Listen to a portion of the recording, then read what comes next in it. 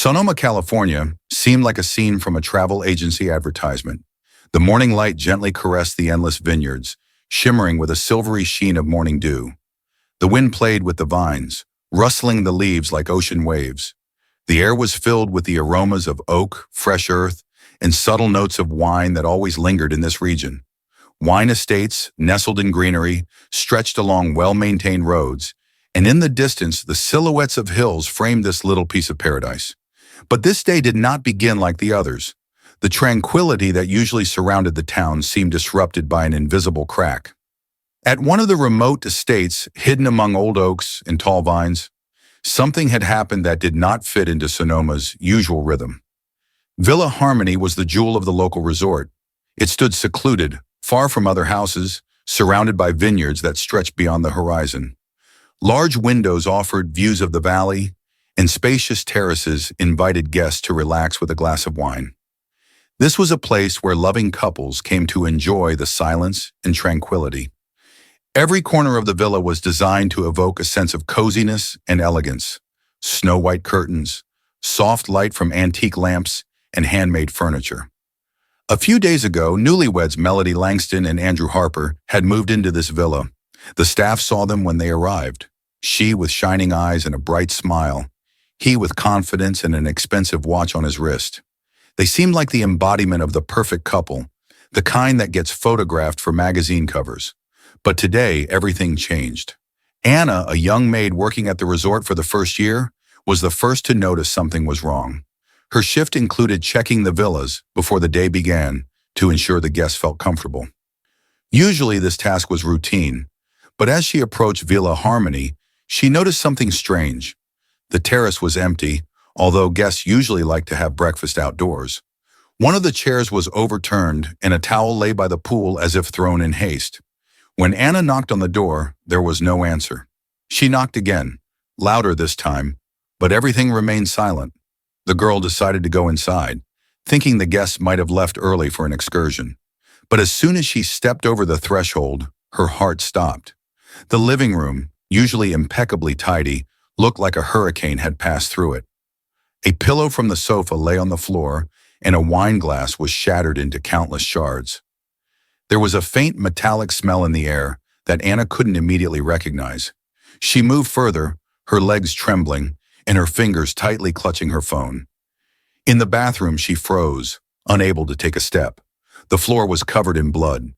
By the mirror lay a woman's robe, soaked in crimson stains, and on the marble surface of the bath, there were deep scratches, as if someone had clung to it with all their might.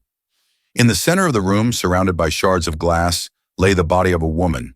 Anna screamed and, dropping her phone, ran out of the villa. News of the incident quickly spread among the resort staff and then among the town's residents. For peaceful Sonoma, where the biggest event was usually wine festivals, this tragedy was unimaginable. Police cars with flashing lights pulled up to the villa, disrupting the usual silence. Reporters from the local newspaper gathered on the driveway, trying to find out any details. Sheriff Jonathan Reeves was an experienced investigator, but even he looked concerned. "We've never had anything like this before," he said quietly to his deputy, surveying the scene. Signs of a struggle were everywhere, on the floor, on the walls, on the furniture. Someone had clearly tried to defend themselves, but what shocked him the most was the discovery in the bedroom. On the bed lay a man in an unconscious state, with his wrists tied with a sheet. His hands and chest were covered in superficial cuts, but they were clearly not fatal. The man was immediately taken to the hospital under guard. It was Andrew Harper. The deeper the investigators delved into the story, the more questions arose. At first glance, everything pointed to an outburst of violence. But who attacked first? Why did one of the spouses die and the other survive? Was it an accident or a deliberate crime? Neighbors who rented villas nearby heard loud arguing the night before. One of them said he heard screams, "You never listened to me, and it's all your fault." But what exactly caused this conflict remained a mystery. Sheriff Reeves suspected that the answer lay in the couple's life. "They came here to start a new chapter in their lives," he said at a press conference. "But what we found here suggests that something had been wrong in their relationship for a long time." Against the backdrop of all this tension, Sonoma was still surrounded by an illusion of idyll. Tourists continued to enjoy wine and views. Locals discussed the tragedy in whispers, afraid to attract unwanted attention. But Villa Harmony was now a grim reminder that even in the most beautiful place, something terrible could be hidden. Sheriff Reeves left the crime scene late in the evening. He couldn't get one thing out of his head. Everything pointed to the fact that this night was the result of a long chain of events, and the answer was hidden deep in the past of two people. Now he had to find out the truth. Melody Langston always seemed like the kind of person who succeeded in everything. She was born and raised in Seattle, a city of eternal rains and glass skyscrapers reflecting the gray sky. Her parents, Stephen and Laura Langston, were the epitome of the classic American middle class. Her father worked as an engineer at Boeing, and her mother taught literature at a local college. Their home in the suburbs was cozy and warm, but there was always a sense that it wasn't enough. From childhood, Melody wanted to break free from the confines of ordinary life. She dreamed of a career, fame, expensive dinners, and travels to the best places in the world. She was attracted to the aesthetics of success. Perfect photos on Instagram, luxurious evening gowns, and high-profile acquaintances. But behind this dream lay another reality. She was afraid of ending up like her mother, who had once dreamed of becoming a journalist, but ended up dedicating herself to her family and a job that brought neither fame nor much money. Even in school, Melody stood out among her peers with her charisma. She knew how to make people like her, attract them, and gain their trust. It was her natural gift. Teachers loved her for her ambition, and friends admired her ability to support and inspire. But no one knew how afraid she was of disappointing herself. After graduating from high school, she enrolled at the University of Washington, where she studied marketing and communications. Her career took off quickly.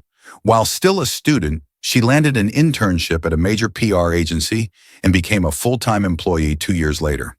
Her clients included large corporations, celebrities, and businessmen.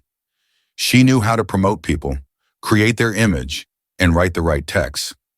By the age of 28, she had her own apartment in downtown Seattle, a collection of designer bags, and a packed schedule of meetings. She was always in the spotlight, but inside she was haunted by fear. What if it all crumbled? What if she wasn't as successful as she seemed? It was at this point in her life that Andrew Harper entered the picture. Andrew was born in Chicago into a family where emotions were always suppressed. His father, George Harper, owned a small construction company and was a harsh, demanding man prone to aggression. He believed that real men didn't cry, complain, or show weakness. His mother, Rachel, tried to be softer, but her voice was always drowned out by her husband's commanding tone. She preferred to remain silent when arguments broke out at home. Andrew grew up in an environment where conflict was not discussed but accumulated, where love was more like a deal. You had to earn good treatment, and if you made a mistake, no one would help you. In school, he was an outstanding student, but never part of the crowd. He didn't know how to make friends or express emotions, but he had one weapon: his intelligence. He knew that if he was smart and successful enough, no one could humiliate or control him. After high school, he enrolled at the University of Illinois, where he studied programming and business. At the age of 22, he founded his first company, developing software for construction companies, the very industry his father worked in. This was his way of proving that he was better, smarter, and more successful. By the age of 30, Andrew was a millionaire. His company had grown, he spoke at business forums, gave interviews, and shared how to build a career. He looked like a man who had it all: a house in Chicago with panoramic windows, expensive cars, and status. But inside, he was empty. He didn't know how to love or build relationships. He knew how to control and subjugate people to his logic, but didn't understand how to be with them. When he met Melody, he saw in her something he had never had: ease, charisma, and the ability to charm people. She attracted him like no one else before. They met at a business conference in San Francisco. Melody was giving a presentation on personal branding strategies, and Andrew was one of the invited guests. She saw him in the crowd, confident, calm, and motionless like a statue. Their eyes met. After the presentation, he approached her. "Great speech," he said. "You know how to capture attention." "It's my job," she smiled. He invited her to dinner. It wasn't an ordinary meeting. Andrew didn't just listen, he analyzed. He studied her manner of speaking and her gestures. He saw in her a woman worthy of admiration. Melody, in turn, was charmed by how confident he was. She was used to being the one leading the conversation and controlling the situation. But with Andrew, everything was different. He didn't try to impress her, he was just himself. Their romance developed rapidly. He sent her tickets to other cities, arranged meetings on the rooftop of a hotel in New York, and gave her expensive jewelry. He showed her the world she wanted. But then little things started to appear. At first, there were questions. Do you often meet with clients outside of work? Do you really think that guy's your friend, or is he trying to flirt with you? Then it started to look like criticism. Do you really like posting so many photos on social media? It doesn't look professional. You smile too much at other men. And then it started to look like control. I don't want you to go to that dinner without me. I don't like the way you dress. It attracts unwanted attention. Melody noticed this but ignored it. She told herself he was just caring. She knew he loved her, but deep down she already felt uneasy. Andrew proposed to her in Paris under the sparkling Eiffel Tower. You are the best thing that has ever happened to me, he said, slipping the ring onto her finger. She said yes, but at the moment he hugged her, her heart was beating not only with happiness. Somewhere inside she knew something was wrong, but it was already too late. The morning sun scattered golden glimmers across the endless vineyards. The warm air was filled with the aroma of freshly cut grass, oak, and subtle notes of wine fermentation. Here in the heart of California's wine country, Melody and Andrew planned to spend their honeymoon, the first chapter of their new life. Their villa, Harmony, stood on a small hill, hidden among old vines. It was a paradise, panoramic windows offering views of the valley, a spacious terrace with a hot tub, and a private wine cellar. The villa was surrounded by silence, the kind of silence that creates the illusion of seclusion and protection from the world. Melody was thrilled. She had always dreamed of such a vacation. On the first night, she stood by the pool, holding a glass of chilled white wine, and looked at the starry sky. Everything looked perfect. This is how it should always be, she thought. Andrew approached from behind and hugged her waist. Do you like it here? His voice was low and confident, as always. It's better than I could have imagined, she replied, smiling. But deep down she already knew. Perfect moments with Andrew never lasted long. The next morning, Melody posted a photo on Instagram. 2 champagne glasses on a wooden terrace, the sun reflecting in the golden liquid. The caption read, "The best honeymoon in the world." Comments poured in instantly. You two are so beautiful together. A real fairy tale. You're so happy, Mel. Melody read them, feeling a strange emptiness. She wanted to believe that it was all true, but reality didn't always match what her followers saw. Andrew sat next to her, absently flipping through the news feed. Then he put down his phone and looked at her. You should post fewer of those photos, he said calmly. Melody looked up at him. Why? Do you want the whole world to see where we are and what we're doing? She smiled. Is there something wrong with that? These are just memories. Andrew didn't respond. His eyes darkened for a moment, but he said nothing more. Over the next few days, Andrew became increasingly thoughtful. He hardly let go of her hand when they walked through the vineyards and always watched closely who she talked to. If a waiter complimented her, even the most innocent one about her dress or smile, Andrew clenched his jaw but said nothing. However, the tension was building. One evening, they dined at a private winery. It was a beautiful place. Long tables with white tablecloths, soft candlelight, and the sound of corks popping from wine bottles. The guests were relaxed. Some laughed, others leisurely discussed the taste notes of the wines. Melody was talking to the sommelier, a young and smiling man who was telling her about rare varieties of wine. This is one of the rarest Chardonnays in the region, he explained. It has an unusual minerality and a green apple aftertaste. Sounds amazing, Melody replied, smiling as she took her first sip. Oh yes, the taste is incredible. Glad you liked it. Would you like to try another variety? She nodded and the sommelier filled her glass. At that moment, Andrew put down his cutlery and looked at her. I think it's time for us to go. His voice was quiet but firm. Melody looked at him in surprise. But we haven't finished dinner yet. I said it's time for us to go. He stood up and threw money on the table without waiting for the waiter. Melody, bewildered, set down her glass and stood up to follow him. They went outside. What's wrong with you? She asked. Andrew stopped and looked at her. You were so engrossed in that guy that you didn't even notice I was here.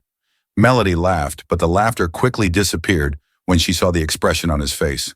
Are you serious? Andrew, he's just the sommelier. He was talking about wine, nothing more.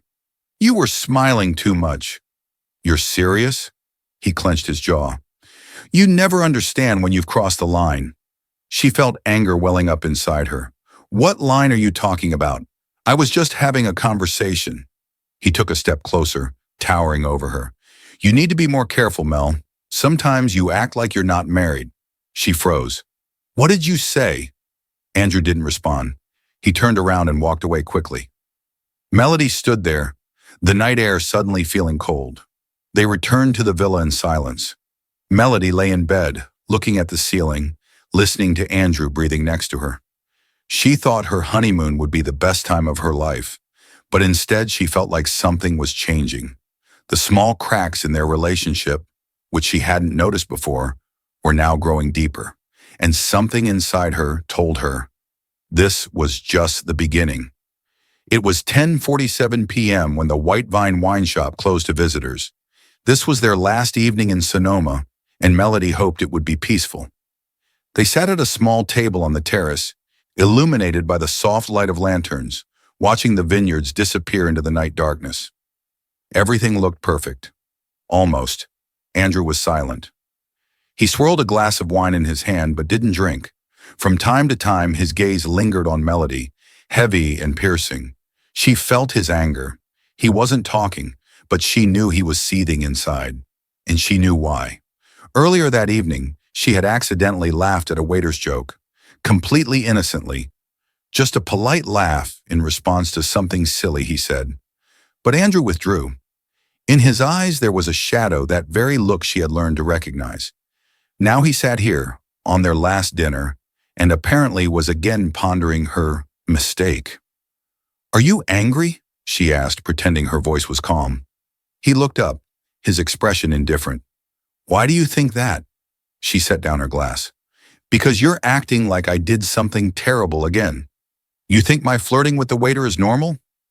Melody sighed. Andrew, this is just a conversation. Why are you making a big deal out of it again? Because I'm tired of you acting like you don't care about our relationship. His voice was low, almost hissing. She already knew this conversation wouldn't end here. When they returned to the villa, the tension between them hung in the air. The door slammed shut. Andrew threw his keys on the table, tore off his jacket, and tossed it onto the sofa. Melody remained silent. She knew that if she started defending herself now, he would only get angrier. But the silence didn't help. Do you even realize how that looked? His voice cut through the silence of the room. Andrew? Do you enjoy the attention of other men? Do you like it? She spun around abruptly. Enough!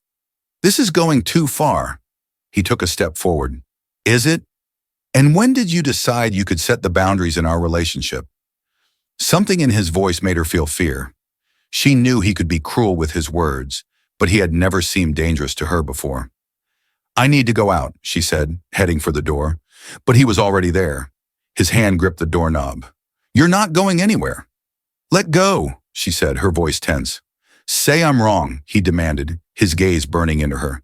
She looked him straight in the eye. You are wrong. His face contorted. Melody didn't have time to react when he grabbed her by the shoulder and forcefully turned her to face him. You don't understand what you're doing to me. His voice trembled with anger. She tried to break free, but his grip was too strong. Let go of me. What are you going to do, huh? Run away? Like always. Her heart was pounding wildly. She felt that something had changed. This was no longer just an argument. This was a breaking point. She tried to break free again, but Andrew pushed her back. Melody fell to the floor, hitting her elbow on the corner of the table. Pain shot through her arm, but she quickly got back up. Have you lost your mind? Andrew ran his hands over his face as if he himself was frightened by what he had done. But a second later, his gaze turned cold again. "You drove me to this," he said. She didn't listen. She rushed to the door. But he was faster again. This time he grabbed her even harder, pinning her against the wall. She could feel his breath, hear his heart pounding. "You'll never understand," he hissed. She hit him in the chest. "Let go!" Andrew staggered, but didn't let go. Then she kicked him in the stomach with all her might. He groaned, his grip loosened, and she broke free. Melody ran into the bathroom, slammed the door, and forcefully turned the lock. From outside came the sound of footsteps, then a thud, and another. "Open up, Mel!" She pressed her back against the door, trembling. Her eyes darted around the room, looking for something to defend herself with. On the marble countertop stood a bottle of champagne they hadn't opened. She grabbed it. At that moment, the door burst open with a crash. Andrew rushed in. She swung. A hit. The bottle shattered against his head. He staggered back, clutching his head, and then looked at his hands. They were covered in blood. Melody dropped the broken bottle and stepped back. "Damn," he whispered, touching the cut on his forehead. She took a step back. "It's over, Andrew." But he didn't move. His gaze was fixed. Then he swayed and fell. Melody stood there, unable to breathe. Blood trickled down his face. Silence filled the room. It was all over. She slowly sank to her knees, looking at his motionless body. This was not just an argument. This was war. And now she knew. There was no going back. Sheriff Jonathan Reeves was at home when the call came. The voice on the other end belonged to the night manager of the resort. "Sheriff, we have an emergency. Villa number 7. A woman was screaming, then silence. One of the neighbors called security, but the doors locked from the inside." Reeves immediately knew it was serious. In Sonoma, crimes were rare. His job usually involved settling disputes between neighbors or drunk tourists. But this was something else. "Send me the exact coordinates. I'm calling the team." 10 minutes later, a police car with sirens blaring sped down the winding road leading to the elite villas. When Sheriff Reeves and his team arrived at the scene, the door was still locked. The resort security guard, pale and nervous, pointed to the dark window of the living room. "We knocked. No one answered." Reeves didn't hesitate. "Break down the door." A powerful kick, and the lock cracked. The first thing they saw inside was the smell. The smell of wine, broken glass, and blood. The living room was in disarray. Broken glasses, a chair knocked over. In the moonlight, drops of red led to the bathroom. And there, on the cold marble floor, they found Melody Langston. She sat with her back against the wall, her face pale, her gaze empty. Next to her was a bloodied shard of a bottle. At the other end of the bathroom lay Andrew Harper. He was unconscious. Blood trickled from his temple, and his body was motionless. Reeves crouched down in front of Melody. "Miss Langston, can you hear me?" She slowly raised her head. I didn't mean to," she whispered. "What happened?" Her lips trembled. He attacked me. I defended myself." Reeves surveyed the room. There were signs of a struggle on the walls. But what exactly happened? Was this self-defense or a deliberate attack? "Take both of them," he ordered. "The woman to the station, the man to the hospital." As Melody was being taken to the police station, Andrew was admitted to the hospital. Doctors quickly treated his wound. The blow from the bottle hadn't killed him, but left a deep cut that caused him to lose consciousness. When he came to, 2 officers were already standing in front of him. "Mr. Harper, can you explain what happened?" He blinked, trying to focus. Where is Melody?" "She's at the station," his face contorted. "You have to arrest her. She attacked me." The officers exchanged glances. "She claims you attacked first." "That's a lie." Andrew tried to sit up but winced in pain. She provoked this." "Provoked?" "She knew how to set me off." The officer frowned. "So you admit you got angry?" Andrew fell silent. Meanwhile, at the station, the interrogation began. Melody sat at a metal table, hugging herself. In front of her sat Sheriff Reeves. "Melody, I need the truth." She bit her lip. He started yelling, said I betrayed him. Then he grabbed me. I was scared. You hit him with a bottle? She slowly nodded. Yes. With what intention? She blinked. To make him stop. Did you want to kill him? No, I just wanted him to stop. Reeves pondered. Why didn't you call the police earlier? She covered her face with her hands. I hoped I could calm him down. He looked at her intently. Are you sure you didn't hit first? She froze. You don't believe me? Reeves leaned back in his chair. Right now we have two people and two versions of events. We need evidence. Investigators began searching the villa. What they found? A broken bottle with Melody's fingerprints. Signs of a struggle on the walls and floor. Melody's torn dress, potentially indicating an attempt to restrain her. Street cameras recorded the sounds of screaming. But there was no video from inside the villa. The main question, who attacked first? 3 months later, the case went to court. Prosecution. The prosecution argued that Melody acted with deliberate cruelty. According to the prosecution's version, she set a trap, knowing that Andrew was emotionally unstable. Andrew's lawyers presented photos of his injuries, calling them evidence of torture. Defense. Melody's lawyers argued that she was defending her life. They presented medical reports of bruises and scratches on her body that appeared before the bottle strike. Melody's friends testified that Andrew controlled her and was emotionally unstable. The final blow. Melody's defense attorney presented correspondence between Andrew and his ex-girlfriends. It turned out that he had shown aggression in previous relationships as well. The jury retired to deliberate. After 5 hours of deliberation, the judge read the verdict. Melody Langston is acquitted. The actions are recognized as self-defense. The courtroom gasped. Andrew, sitting to the side, clenched his fists. His eyes were filled with rage, but he said nothing. Melody closed her eyes. She was free. But did she feel free? She left the courthouse where journalists were waiting for her. Melody, how do you feel? She looked at the cameras and quietly replied, I just want to forget. But she knew she never could. It would stay with her forever. When the courtroom door closed behind Melody, she felt like the air had grown thicker. She was finally free. She had been acquitted. But what did that mean? A crowd of journalists with cameras and microphones rushed forward. Questions flew one after another. How do you feel after being acquitted? What will you say to Andrew Harper? What are your plans now? Melody remained silent. She just wanted to leave. Because of the journalists, she had to wait by the exit, but her lawyer quickly led her to the car. The door slammed shut, and the driver was instructed to go to the hotel. Melody looked out the window. The world kept moving. People were drinking coffee on verandas, laughing, walking their dogs.